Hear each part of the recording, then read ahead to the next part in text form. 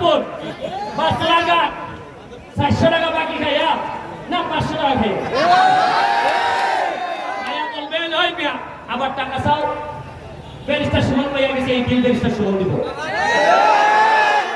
আমার এলাকায় আমি বলে দিব বালিয়াকান্দি থেকে কেউ যদি আয় খালি বললেই হবে তার আইডি কার্ডটা যদি দেখায় যে বালিয়াকান্দি 500 টাকা পর্যন্ত মাছ।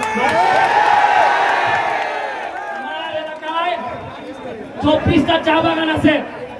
কয়টা চা বাগান? 2টা রিজার্ভ ফরেস্ট আছে। একটা হইল কালেঙ্গা, একটা হইল রেমা, আর একটা হইল সাতচুরি।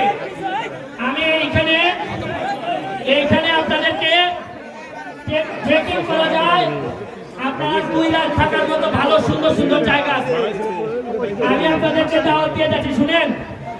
এত কষ্ট করে মিনিমাম 1 লিটার ঘাম তো ফেলছি আপনাদের মাটিতে। আর আমি বিশ্বাস করি যে মাটিতে ঘাম পড়ে এই মাটির মানুষের সাথে একটা আত্মীয়তা তৈরি হয়। আর আমি বিশ্বাস করি যে ঘাম দিয়ে গোসল করে সেই ইতিহাস বদলাইতে পারে।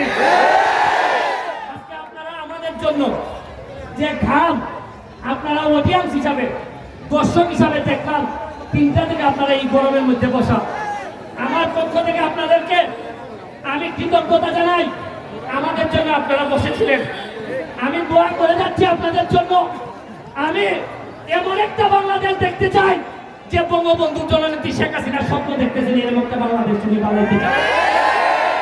আমি আপনাদের এই বালিয়াকান্দিতে একটা স্বপ্ন দেখে যেতে চাই। জীবনে যদি কথা দিয়ে গেলাম, জীবনে যদি আমরা 2 ভাই কখনো যদি মন্ত্রী হই, আমার একটা চিঠি দিবেন। আমার বাড়ির পাশাপাশি প্রথম মিটিংটা আমি বালিয়াকান্দিতে ফেলবো। আমার ভাই পাবেল ভাই